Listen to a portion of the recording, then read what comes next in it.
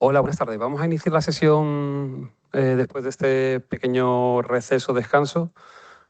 Vamos a hablar de, bueno, la mesa que se ha compuesto sobre ética en la investigación y en la cooperación.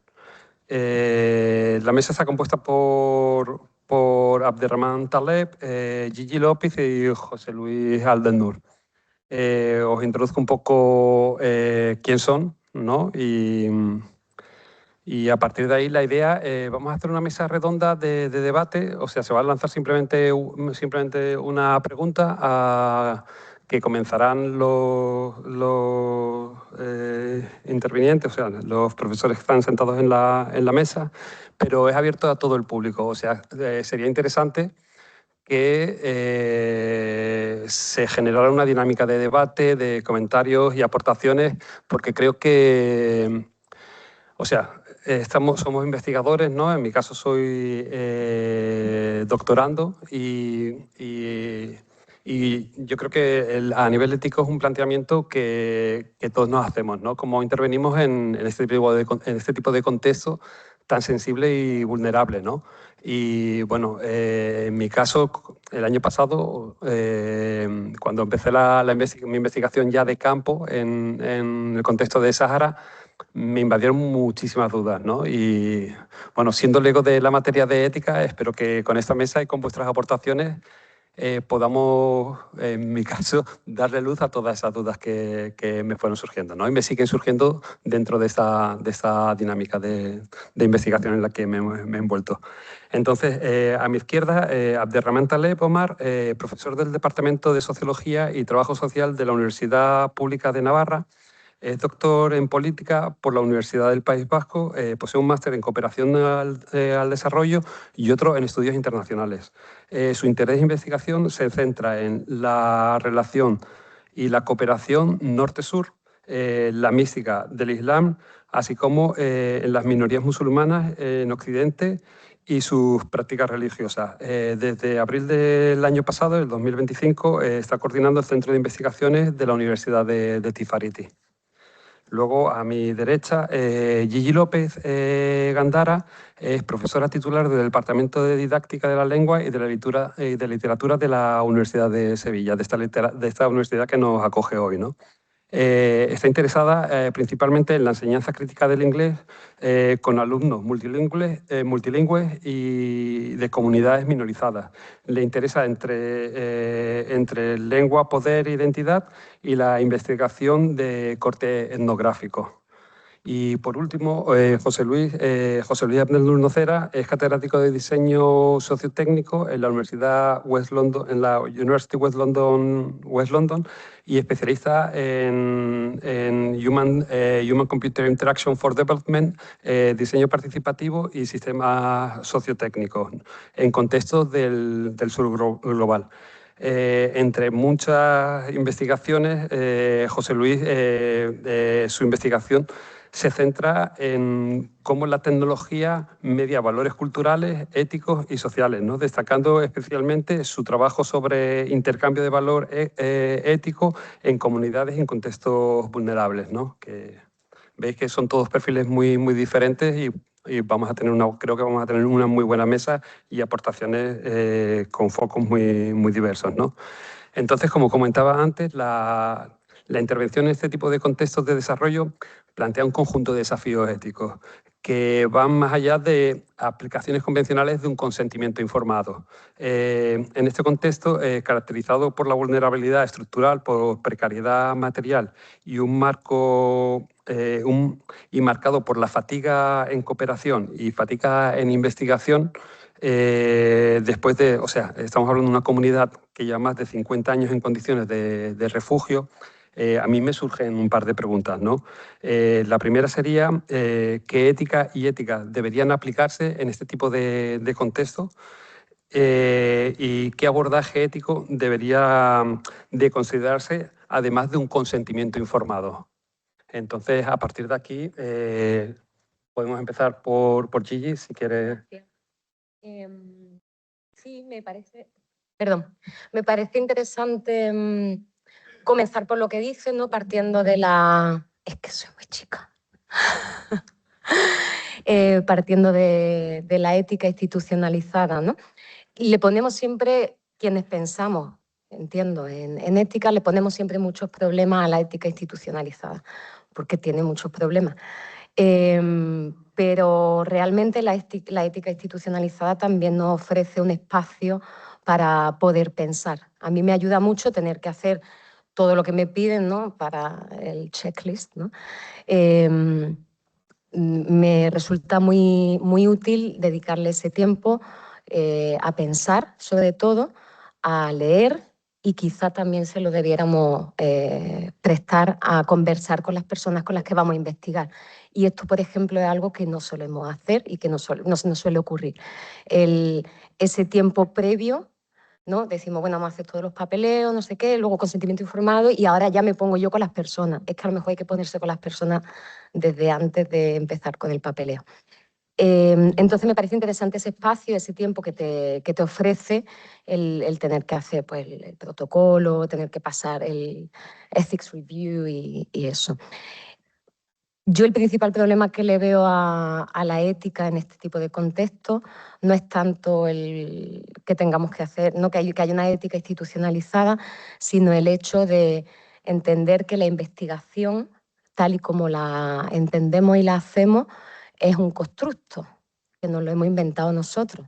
Es un constructo que es blanco, colonial, de los países que se llaman WEIRD, ¿no? Western, Educated, Industrialized, Rich Democracies, ¿no? Democrático, rico, industrializado, etc. Y como tal constructo, además es un constructo adulto, cuando se trabaja con niños, esto también hay que tenerlo en cuenta. Es un constructo que, por tanto, está sujeto a un montón de presiones, de limitaciones, ¿no? De tiempo, la necesidad de publicar para promocionar en muchos casos, las expectativas sociales, las expectativas culturales que se tienen sobre la ciencia, sobre la investigación, el hecho de que la investigación que tú haces luego tiene que amoldarse a unos formatos para una revista, los organismos que financian la investigación. Hay una serie de factores ahí que afectan muchísimo a las decisiones éticas que se toman en el campo. Y creo que ahí está el principal problema, y que tendríamos que pensar en eso cuando... Una de las primeras cosas que tendríamos que pensar sería en eso cuando hablamos de ética. Hola, buenos días. Ok, so, y voy a hablar en inglés, no la costumbre. Es interesante que hablaste de weird, porque eso me da una ancla perfecta para dar un buen punto. El tema de weird es que uno se aproxima a investigación en su global desde Marcos Weird, que es Western, Educated, Rich, Industrialized, Democratic, ¿no? Que es como occidental, educados, ricos, democráticos. Es interesante porque incluso ese constructo te lleva a una dicotomía que es peligrosa, y ahí muestra cómo nosotros estamos realmente muy cegados. Porque, por ejemplo, yo he estado colaborando con colegas en la India, y ellos dicen, bueno, pero, o sea, tú no puedes decirme a mí que este contexto mío es non-weird, porque nosotros somos una democracia. Entonces, ya incluso ese tipo de constructos que nosotros hemos fabricado para decir que estamos evitando hacer esto, ese constructo en sí mismo ya es excluyente y es éticamente problemático, porque tú no puedes decir que India o el Sahara o Venezuela o Cuba no son democráticos, porque mucha gente en esas comunidades no lo van a ver de esa manera. Entonces, ya ahí hay un problema, que es el problema del lente con el cual nos aproximamos a la realidad. Buena parte de mi trabajo de muchos años en el sur global, que incluso la frase sur global es problemática porque, por ejemplo, Mongolia no está en el sur global y hay proyectos interesantes allá, tiene que ver con tecnología. Entonces mi trabajo se ha enfocado en el codiseño de soluciones tecnológicas con la gente y para la gente. Y lograr una aproximación ética donde se favorezcan una visión, como se dice sociológicamente, émica, es decir, de abajo hacia arriba, es muy difícil. Así que bueno, no tengo una solución, pero obviamente hay que estar al tanto de ese tipo de cosas. Asimismo, y con esto un poco cierro la pregunta, ¿no? Para continuar la discusión, existen distintos marcos éticos, ¿verdad? Hay marcos éticos utilitarios, está la ética de las virtudes, está la ética existencialista, está la ética deontológica. Entonces, eso a su vez presenta otra complejidad.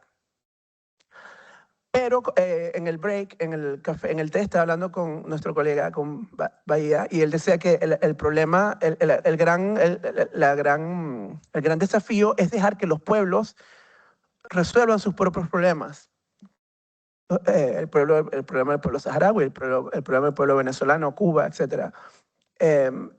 Y lo que hay detrás de eso es un poco el valor ético que no podemos perder de vista.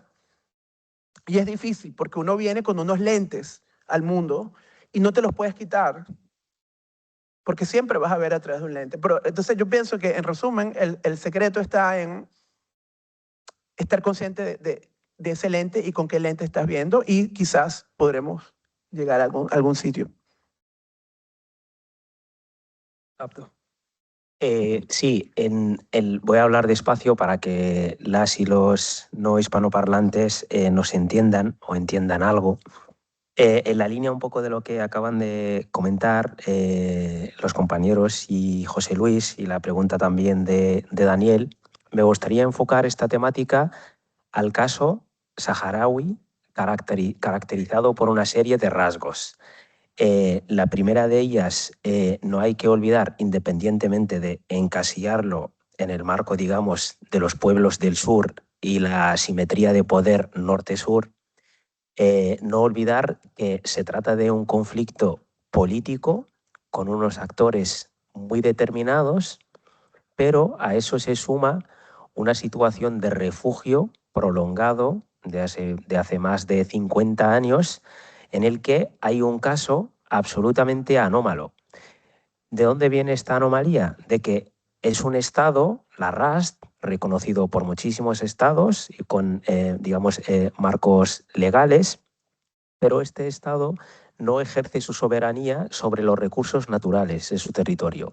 Eso hace que el propio funcionamiento del Estado, los recursos públicos y demás, tengan, digamos, muchísima, sino una total dependencia, digamos, a lo que viene de fuera. Y eso nos lleva a, digamos, la asimetría de poder, ¿no? En el caso de hacer investigación en clave de cooperación al desarrollo, en el caso de los campamentos. Y hay un dicho en el árabe estándar que dice "Al yadul ulya khayrun min al yadi sufla". ¿Qué quiere decir eso? Es decir, la mano que da es mejor o es más poderosa que la mano que recibe. Entonces, aquí entramos en la dificultad de decir no, digamos, a los planteamientos previamente diseñados, a la mochila que trae la gente que viene a investigar, ¿no? Y eso también en el caso de los campamentos, hay, digamos, una idea muy extendida de que todo el que viene de fuera, es solidario, viene por cuestiones de solidaridad, para acompañar, para estar con el pueblo, digamos, de muchísimas formas. Entonces, partiendo un poco de este axioma, ¿no? La población o la contraparte actúa, digamos, de una forma sin reserva, ¿no? Entonces, y por eso las y los que habéis estado en los campamentos, se llega inmediatamente después de 2 horas y ya el uno puede estar en la cocina.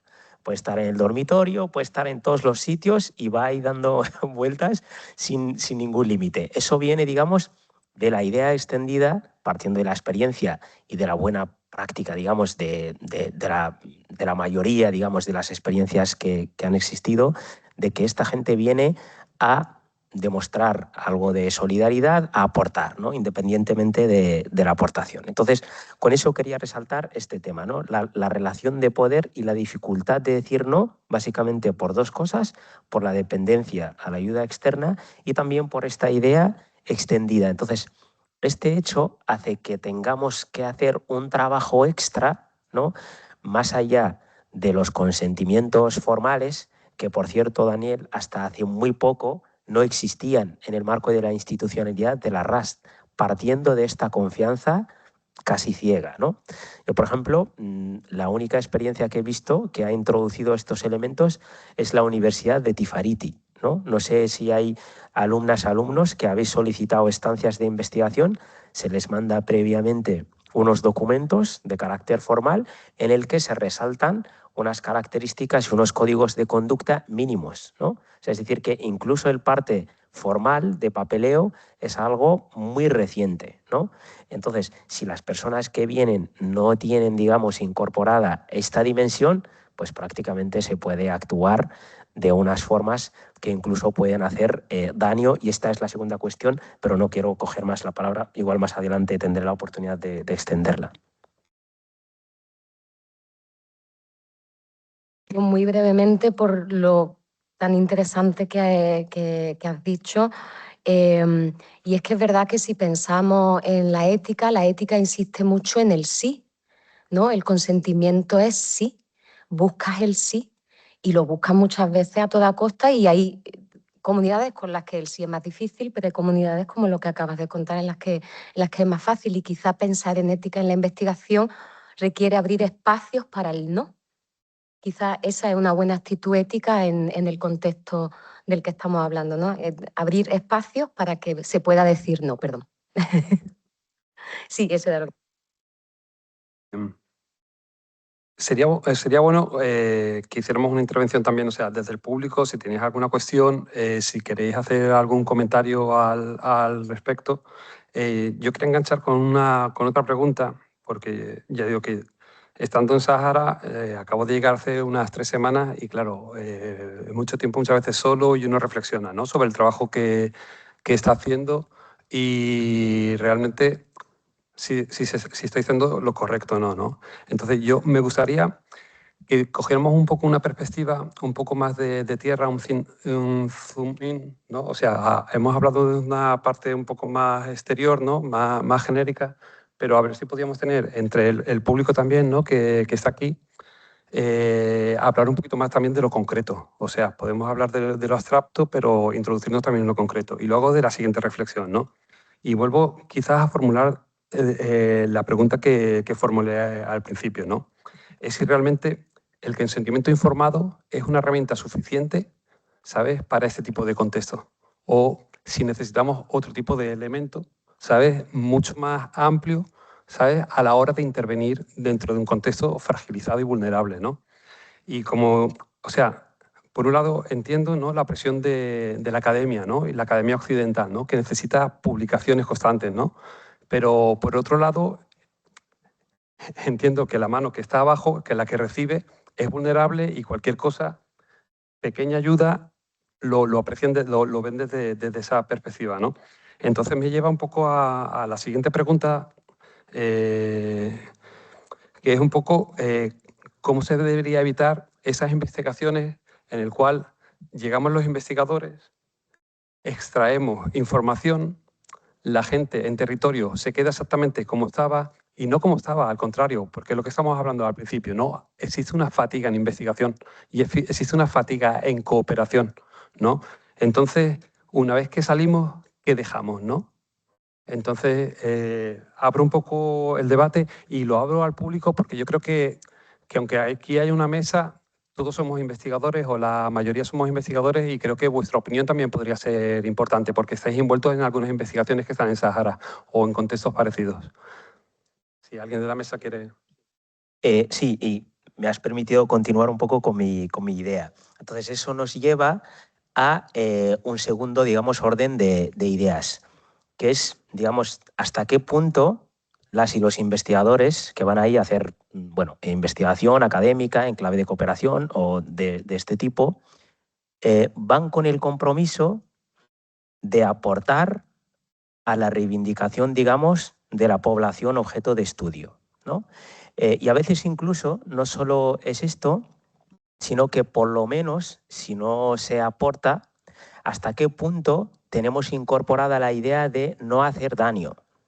¿En qué consiste esto? Y eso nos devuelve un poco a una segunda característica que tienen los campamentos. Hemos dicho que es situación de conflicto. Cuando decimos conflicto hay partes enfrentadas. Entonces, el uso de datos es sumamente importante en el caso del pueblo saharaui y de la cuestión saharaui en general. Para empezar, la compañera que expuso, por ejemplo, el fracaso de la misión de la MINURSO, uno de los temas, los escollos que ha puesto Marruecos, es el tema del censo. El censo es un dato poblacional, es un dato muy relevante. Entonces, ¿hasta qué punto las y los investigadores, cuando van, digamos, tienen incorporada esta dimensión de un poco no desvelar datos al enemigo o a la contraparte que pueda contribuir negativamente al conflicto, empezando por tanto datos, cuestiones de formato, estéticas, fotos, forma de vida, ¿no?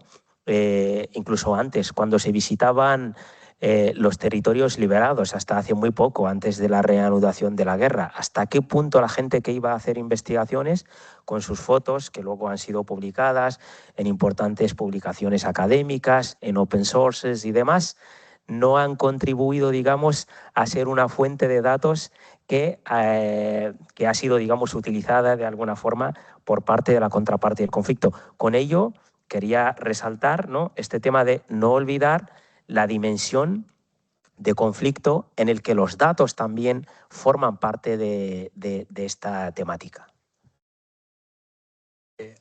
Antes de que sigan interviniendo aquí en la mesa, ¿alguien del público quiere hacer algún comentario? ¿Tiene alguna pregunta? O sea, venga, de momento no, pues seguimos. Ah, ¿quién?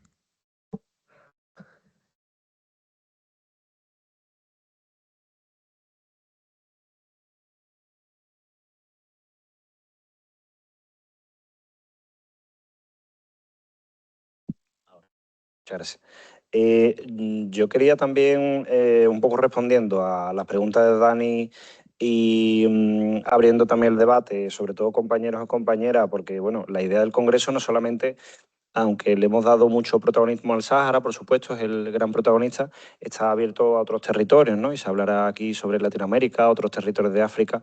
Y, por ejemplo, nosotros en el proyecto RASDELE nos hemos enfrentado a dilemas de los que estáis comentando y, bueno, han salido ciertas soluciones. Esta mesa es muy importante para nuestro equipo, para ver cómo funcionamos en el futuro, porque queremos hacer el trabajo lo mejor posible, ¿no? Y, por ejemplo, lo que tú comentabas de la hoja de consentimiento, ¿no, Dani? Pues, por ejemplo, hemos tenido reuniones de trabajo en las que insistíamos en que no solamente era importante un mero consentimiento informado, por ejemplo, ¿no? Sino también, por ejemplo, cuando hemos trabajado con maestras de primaria en los campamentos saharauis, también hablar con ellas, si hemos recabado información de niños, de niñas, que la maestra hable con los padres y las madres en árabe, porque claro, si llegamos en Hassanía, ¿no? Si llegamos a los campamentos y intentamos explicarle a una persona que, bueno, a lo mejor sabe un poquito de español, pero tampoco lo controla muy bien, quizás nos va a decir un sí pleno, le va a parecer todo muy bien, pero realmente no está entendiendo bien, ¿no? Entonces, quizá la cuestión es establecer una serie de indicadores y de verificadores que vayan confirmando que ese consentimiento es efectivo, de verdad, ¿no? Porque, claro, muchas de las veces que hemos ido a terreno, prácticamente todo lo que hacemos a la población destinataria, a las maestras con las que trabajamos, les ha parecido estupendo, pero luego vemos que en la realidad eso no les viene tan bien por X razones, ¿no? Entonces, ese trabajo yo creo que es continuo y tenemos que, entre todos y todas, buscar como diferentes elementos para asegurar eso. Mira, yo quiero responderte un poco en eso también, Jaime, en ese comentario. Es que, no sé, en mi opinión, lego en la materia, o sea, no tengo ni idea, simplemente lo que tengo son preocupaciones, ¿no? Para mí el consentimiento informado es un elemento insignificante, ¿sabes? Primero que con consentimiento informado, a lo mejor si trabajamos directamente con maestras y hablan español, tenemos certeza cuando te paras, estás con ellas, explicas bien el consentimiento, qué es lo que están haciendo, qué no, qué leyes les protege. En el fondo no protege ninguna ley porque son leyes europeas y no pueden hacer nada. Estamos en un contexto que ni siquiera es de reconocimiento por parte de Europa, ¿sabes? Y cuando se trabaja ya con niños, de ahí vino el debate que tuvimos hace un año, ¿no? Que llegue ese consentimiento a la comprensión de los padres aún es más complicado, ¿no? Pero yo creo que deberíamos ir un poco más allá, ¿no? Y el consentimiento está bien, es una herramienta que nosotros la utilizamos en Occidente para investigar con personas, ¿no? Pero en este caso, mi pregunta es, ¿qué dejamos, ¿no? O sea, ¿qué aportación qué contribución hacemos con el grupo de trabajo que estamos desarrollando nuestra investigación? ¿Sabes? ¿Qué se tiene que, o sea, qué se tiene que dejar en territorio para que le compense la investigación y nuestro progreso en nuestra carrera académica? O sea, para que haya un beneficio mutuo, ¿no? Entonces, bueno, continuamos con el resto de la mesa, que no quiero hacer un monólogo. Es brevemente sobre el tema del consentimiento informado, porque para mí lo importante no es consentimiento, sino informado. ¿Pero qué significa informado? Porque no es lo mismo ser informado que estar informado. No es lo mismo que te informen a que estés informado, ¿no? Entonces, creo que en plantearse qué significa eso es donde podemos, bueno, pues hacemos el tic de lo que tengamos que hacer institucionalmente, pero luego tenemos que hacer lo que nosotros pensemos que tenemos que hacer, ¿no? Con esa responsabilidad que tenemos como investigadores. Ahí estoy dejando mucho a lo personal y, por tanto, va a haber diferentes marcos que se pueden utilizar, diferentes actitudes, diferentes ideologías, de lo que también quizá hablaremos más tarde. Pero claramente las hojas informativas que nos hace hacer la universidad, eso no sirve para nada, eso sirve para nosotros, eso no sirve para la comunidad con la que estamos trabajando. Y eso es lo que me parece importante, que es informado para la comunidad dentro de esa perspectiva EMI que tú también mencionabas. ¿Sí? Sí. Bueno, es muy simple. Eso se llama intercambio de valor. ¿Cuál es la ética con la cual uno se aproxima a ese intercambio de valor? Porque hay varios actores, ¿verdad? Entonces uno va, algún académico joven, la oportunidad de estar en el Sahara y publicar acerca de eso, siendo incluso un poco cínico, puede decir, bueno, que tengo una oportunidad de oro para publicar y ascender, pero que realmente tenga un impacto, ¿no? ¿Hay un impacto? Entonces, tiene que haber, no estoy diciendo que el académico es malo que publique, no, pero lo que estoy diciendo es que tiene que haber un intercambio de valor que sea, depende cómo lo veas, equitativo, ¿no? Ese es un intercambio de valor ético. Que todos los actores extraigan valor de eso. Incluso yo diría más que con la comunidad con la cual uno está trabajando debería extraer aún más valor que la gente que viene a intervenir. Entonces este concepto de Ethical Value Exchange, que no es un concepto nuevo, se maneja en Dinamarca de hace 20 años, pero que aún estando conscientes, es muy difícil implementar porque también hay factores estructurales que condicionan nuestra agencia como investigadores en este tipo de contextos. Entonces, eso es lo que puedo decir. Sí, yo creo que es sumamente interesante, ¿no? El hecho de plantear la pregunta, digamos, ¿qué beneficios aporta, digamos, la investigación o el proyecto? Me gustaría hablar también en clave de proyecto, ¿no? Para aplicarlo a nuestra práctica que tiene que ver con la cooperación. ¿Qué beneficios reales aporta a la comunidad y hasta qué punto está conectado con sus prioridades?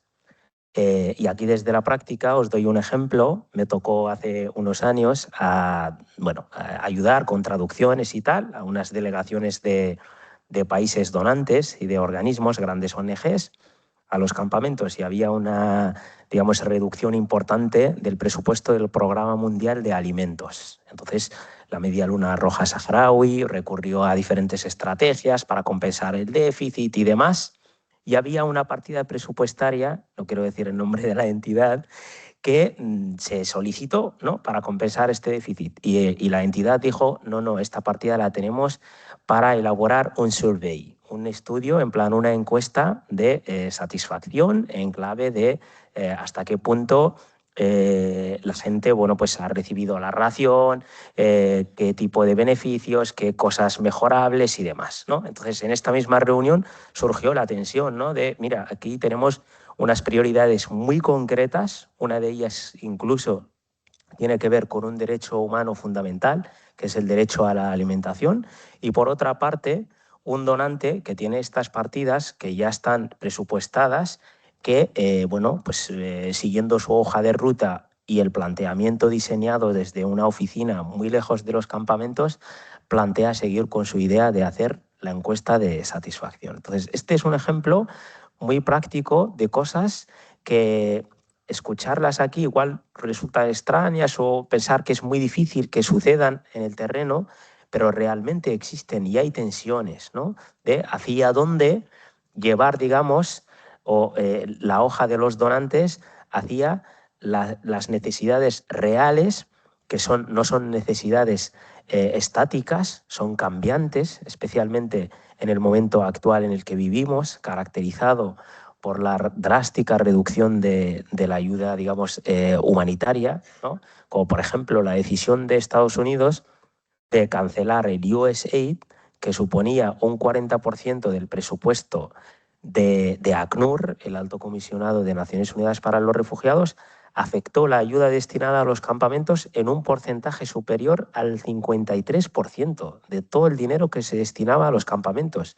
Y eso es una decisión que nadie la esperaba. Igual se esperaba algún tipo de reducción, pero que no iba a ser tan drástico. Y es una reducción que afecta a sectores como el agua. La flota de cisternas actualmente no sé cómo funciona, porque el presupuesto con el que funcionaba ya no existe.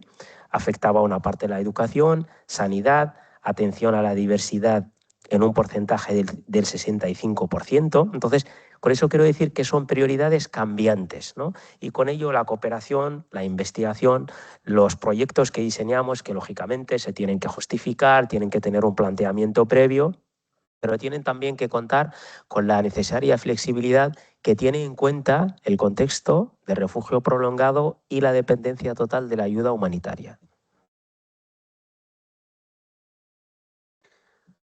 ¿Tenéis alguna pregunta? ¿Algunas personas presentes? ¿Algún comentario que queráis hacer? Vale, pues entonces. Vale, perfecto. Le pasamos el micrófono.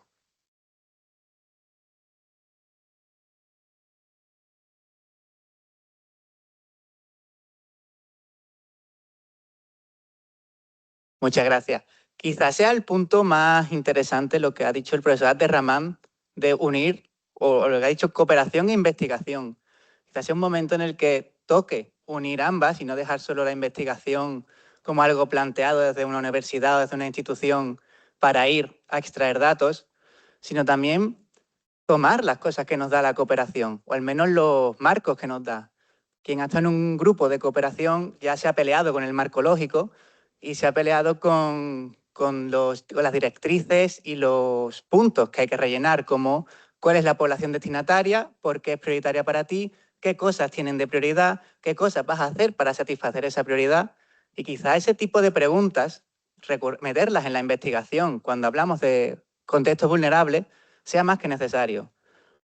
Como habéis dicho en la mesa, hay que tener en cuenta qué necesitan esas personas, qué necesitan allí, con qué podemos colaborar. Igual tenemos una idea estupenda desde aquí para hacer una investigación que pueda ayudar. Llegar allí y que te digan, pues no nos hace falta o no se puede aplicar, podría pararse simplemente preguntando, teniendo al menos un contacto con la población también. No, oye, tengo esta idea o esta idea de investigación, quiero hablar de esto y saber si lo necesitan, si es algo que les interesa, si es algo que ellos pueden aportar, que no solo sea una mina de la que extraer datos para después trabajarlo en Occidente, sino cómo estar con ellos. Muchas gracias. Mira, aquí tenemos otra pregunta, Jaime. O comentario, no sabemos. Mira, vale. Sí, bueno.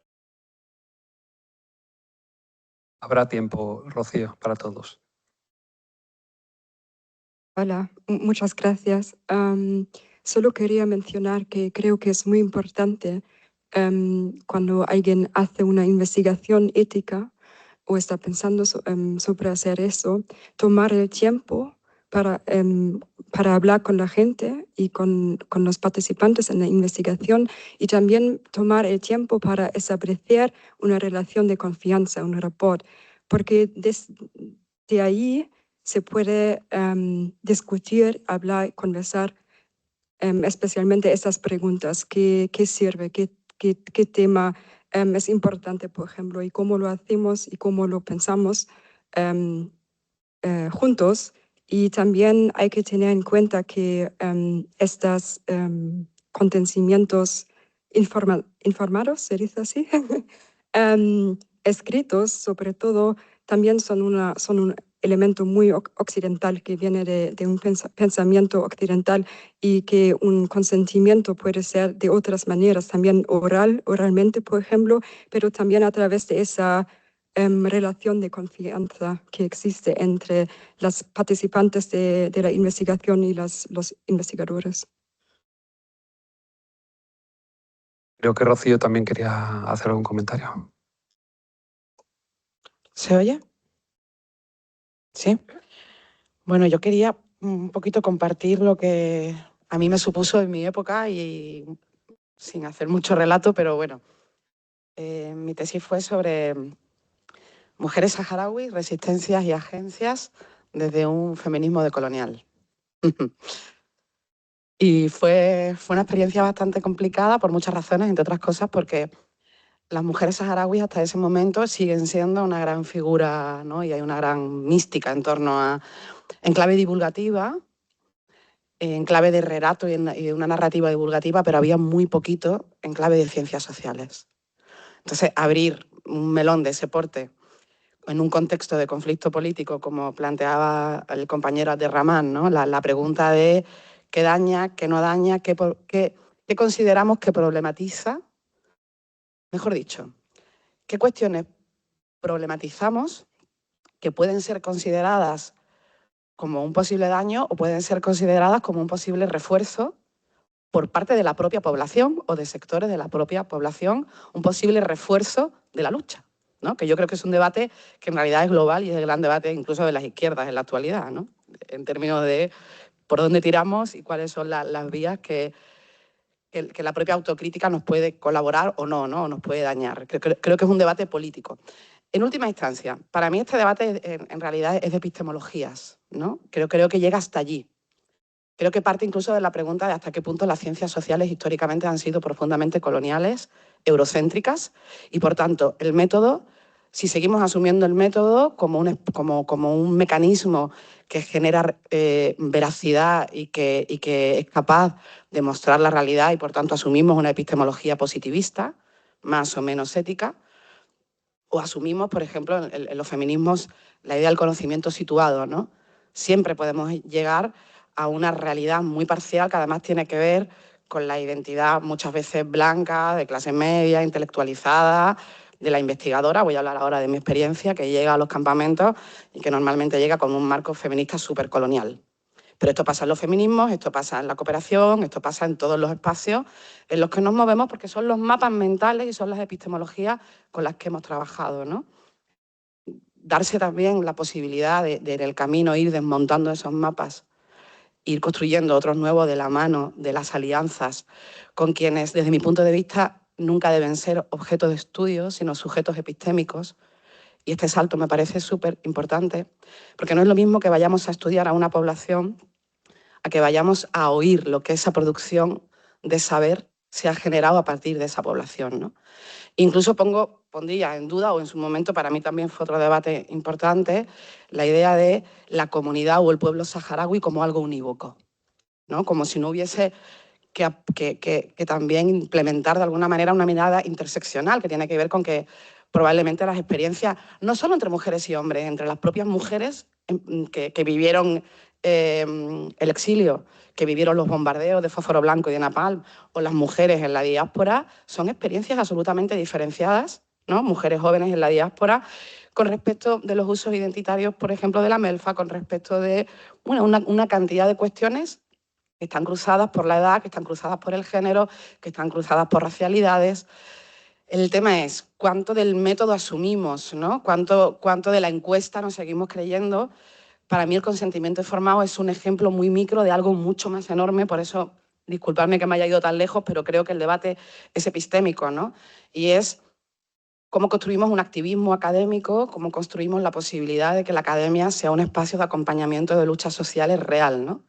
Y ahí no funcionan las normas del método. El método a veces es el maquillaje o es la excusa o es la vía, pero eso pasa por alianzas, pasa por afectos, a veces no pasa por la encuesta, pasa por las conversaciones, y no son una ni dos, y a veces pasa también por entender que en todos los procesos de lucha política también hay una diversidad de discursos internos que creo que generacionalmente tenemos la posibilidad de ir entendiendo también que igual que en nuestras sociedades lo que se pensaba de determinados sectores hace 20 años no es lo mismo que se piensa ahora, pues evidentemente en la población saharaui también ocurre, ¿no? Hay una diversidad interna y entender qué aporte se puede hacer desde qué lugar tiene que ver con quién se construye esos afectos, con quién se construye esos relatos, y a veces no pasa ni de lejos por el método de la encuesta, ni por el método de la entrevista de vida, ni por la grabación.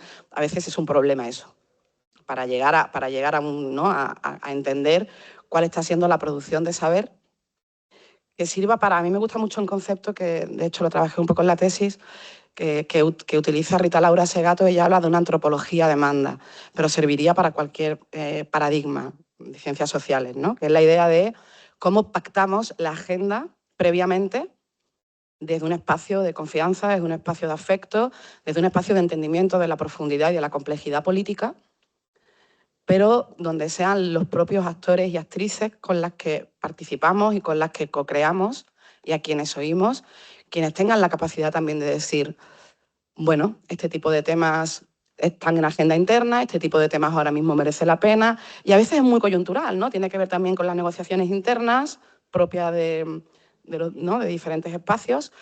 O sea, llegar a ese nivel de profundidad requiere de un vínculo afectivo, requiere de una mirada interseccional y requiere de la comprensión de que, bueno, no hay un único discurso en ninguna sociedad sobre las necesidades. Y esto es delicadísimo, ¿no? Porque evidentemente lo que sí hay, y lo sabemos, es un conflicto político que hay que cuidar. Pero eso no significa no cuidar también la diversidad de demandas internas. Y esto desde las propias... No lo digo yo desde fuera, lo digo desde las propias, desde dentro de la propia comunidad y de la diversidad de demandas que existe. Y luego lo último, por cerrar, ¿no? Pensar que desde la investigación solo podemos producir papers no creo que sea tan real, ¿no? La construcción de espacios de estudios, en el año 2010 en la Pablo de la Vida montamos el Saharupo y había alumnos de políticas y de derecho y alumnas que iban a los campamentos, que de algún modo yo creo que a todos y a todas nos transformó la vida, nos transformó la mirada del derecho, de la política, de las relaciones internacionales, pero nos transformó también la mirada ética respecto de lo global. Hay un montón dentro de la academia hay un montón de estrategias que pasa por la construcción de espacios culturales, que pasa por abrir espacio a las voces saharaui en nuestras clases, organización de eventos de este tipo, que no solo pasan por el paper, ¿no? La mirada del paper es una mirada profundamente, a veces individual, que tiene que ver con qué tengo que producir yo, ¿no? Y en realidad es cómo podemos ser puentes desde nuestro espacio profundo de privilegio para abrir canales que permitan discursos en circuitos editoriales, que permitan discursos en espacios de poder, ¿no? Como es este Paraninfo, con esta cantidad de sujetos emblemáticos colgados de la... O sea, cómo ocupamos espacios, pero la pregunta no es cómo los ocupamos nosotros y nosotras como investigadoras. Para mí la pregunta es cómo los abrimos para las otras voces, ¿no? Y en ese sentido, que cada vez se generen más espacios donde haya más voces saharauis, con toda su diversidad, creo, y ahí devuelvo a la mesa también mi duda, ¿no? Y el debate, creo que puede ser una gran riqueza. Puede ser una gran riqueza porque permite nuevas alianzas, porque permite nuevos sentires y porque permite un crecimiento también del apoyo a la causa que creo que es muy necesario, ¿no? Es ético y es estratégico la apertura a diferentes miradas de cómo se entiende la investigación y cómo se entiende la agenda a la que tiene que responder la agenda política que puede nutrir esa investigación, ¿no? Que yo sé que es un debate y que no está cerrado y que es generacional también, por supuesto, ¿no? Es generacional, es de género y es muy complejo y creo que es el gran desafío que tenemos.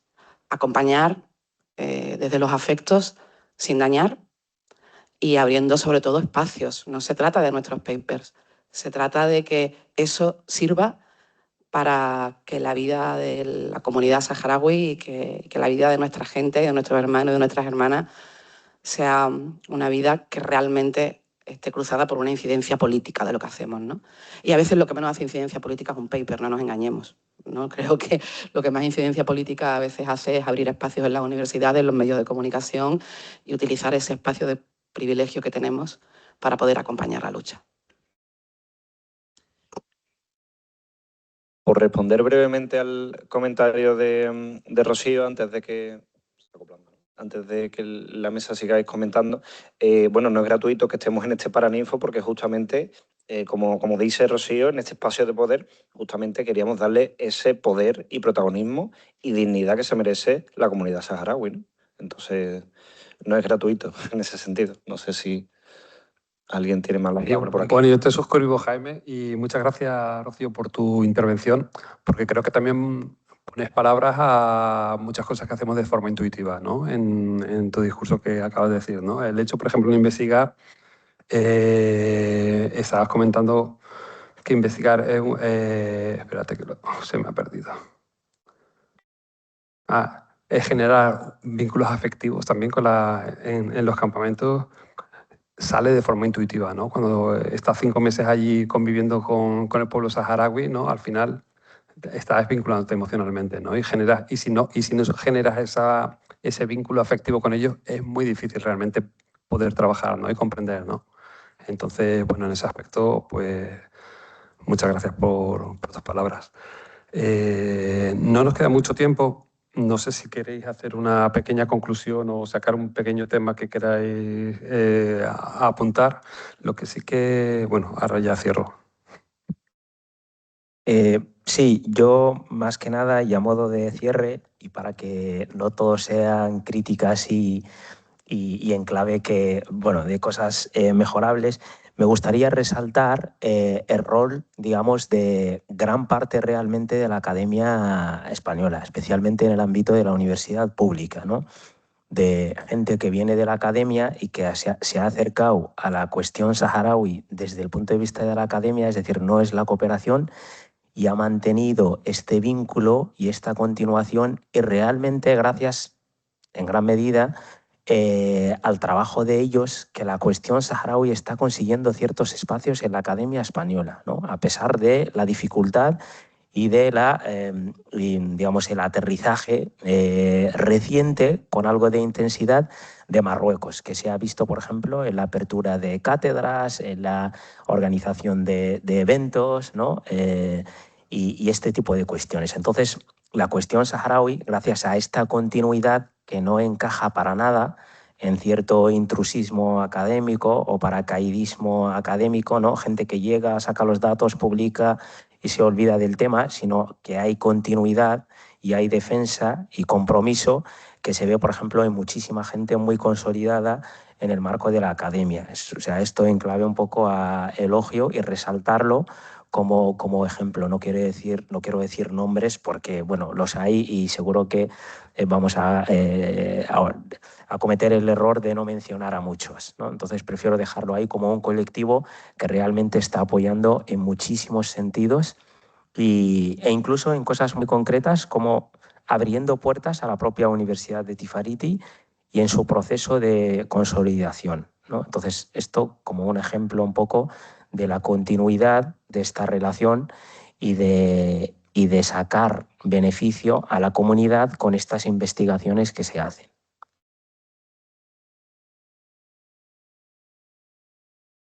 Bueno, yo quería dar las gracias a Rocío, suscribo absolutamente todo lo que has dicho, has metido un cohete aquí y yo creo que íbamos hacia todo eso, pero lamentablemente tampoco tenemos tiempo. Sí, los papers es que la gente que empieza a investigar con comunidades vulnerables está muy sujeta a esas presiones. A mí por eso me gusta señalarlo, ¿no? Cómo lidiamos con esas presiones a la vez que queremos hacer un trabajo ético. Es que sí que influyen mucho en decisiones éticas, pero obviamente no es el único outlet que tenemos en la investigación, por supuesto.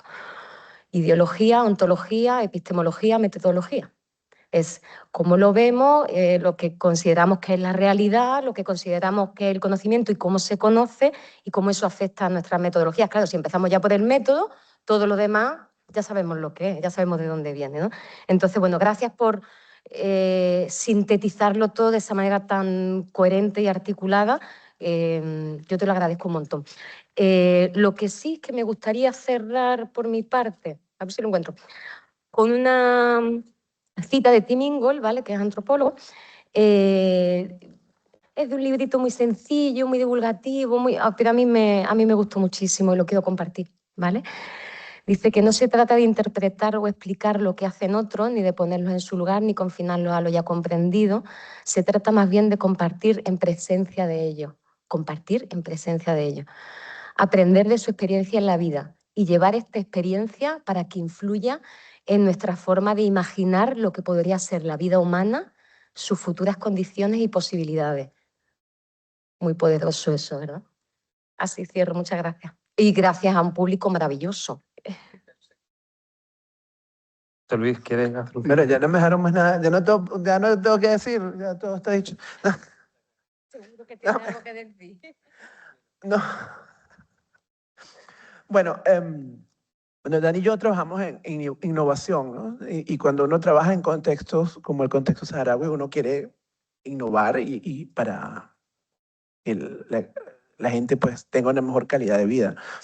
Pero volviendo un poco al tema ético, yo tengo una nota aquí que la quería leer, que el objetivo no es llevar innovación desde fuera, sino más bien un respeto de la dignidad y la agencia de las comunidades con las cuales uno trabaja para que puedan construir sus propios futuros tecnológicos y educativos en este caso. Entonces, es eso, dignidad y agencia. Así que, bueno, eso. Muchas gracias a todos los que habéis intervenido y a los que estáis oyendo también. Para mí cerrar simplemente, bueno, se lo quería comentar un poco también a Mulay y a Mohamed Nini, pero bueno, tenemos aquí también a Abdu y Bahía. En 2024 asistí a un congreso en Australia donde vino el primer ministro James Marape y dijo algo que a mí me taladró la cabeza. Me taladró tanto que cogí esa frase y la hice mía, ¿no? Y la tengo desde entonces, ¿no? Él lo que comentó es que si el desarrollo no es local, liderado localmente, no es desarrollo, es otra cosa, ¿sabes? Entonces, en el contexto de la ética, de cómo investigamos en los campamentos, yo creo que es muy importante. Vale que nosotros podemos llegar con ideas, ¿no? Grandes ideas, pero tener una hoja de ruta marcada localmente con necesidades locales, reales, también ayuda a orientar muchas veces las investigaciones, ¿no? Y si algo no hemos notado a lo mejor en el proyecto de Ratele es que hemos llegado a los campamentos, no sé por qué, si es por coordinación, por lo que fuera, hemos llegado a la nada, ¿sabes? Al desierto absoluto, ¿no? Y construir un proyecto, como decía antes José María, ¿no? Con errores, con muchísimos errores y pequeños logros, ¿no? Pero lo interesante, y ahí lo lanzo a Universidad de Tifariti, ¿no? Sería que eso se invirtiera, ¿no? O sea, que junto a la Universidad de Tifariti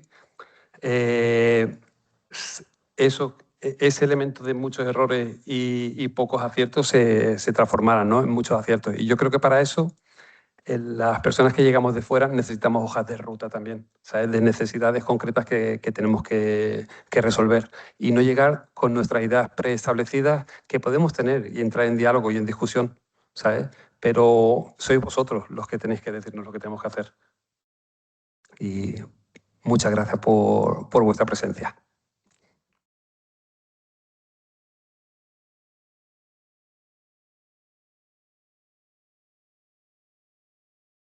Hola. Una cosilla, ¿vale? Antes de que nos vayamos, volvemos a las 4.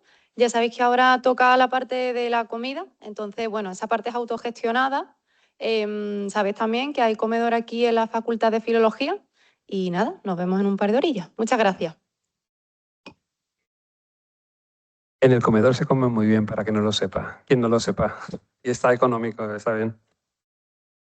La tarde creo que vamos a ir a un libanés que está aquí enfrente, para que no, por si alguien tiene la tentativa de ir para allá y no quiere repetir, pero la noche cenaremos allí, creo me comentó Jaime.